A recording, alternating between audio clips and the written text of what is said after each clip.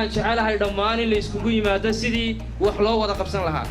maanta sidigmaal keligii bulshada kuma filla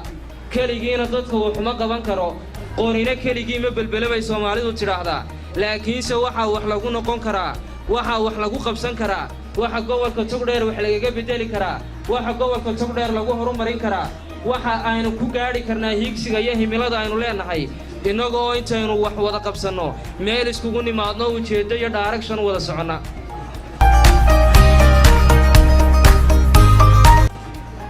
taasa milgo iyo sharaftiino ah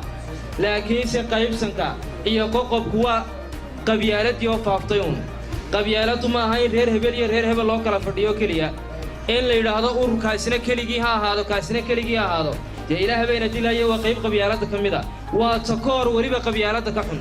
waxa xaqiiqa gobolka Togdheer taasi haday mar soo martay ma soo mari doontay caawa kubiya caba ururada kale waxaan doonayaa iyagana in wada shaqaynta kal iyo laab lagu qaabilo in wada shaqaynta dhammaan daacad laga ahaado in wada shaqaynta iyo wax wada qabsiga dhammaan si isku mid ah diyaar loogu wada noqdo laakiin si hadii ay noqoto Allah sahalo diyaarin kuma soconayo waxaanu mar walba mar labaad iyo mar saddexaad ba sidigmaal ahaan diyaar u nahay waxa gobolka Togdheer wax ku noqonaya inaanu qabanno waxaanu ballan qaadaynaa caawa laga bilaabo madalaha kala duwan ee anagu aanu soo agaasinaa inaanay noqonin madal laga yeesho halkaraan iyo heel dhaqan iyo akmayo ururada kale la midka ay loo sinaado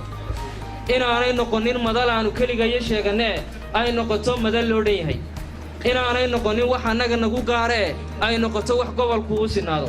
taasi waxay keenaysaa in gobolka Togdheer oo midalaad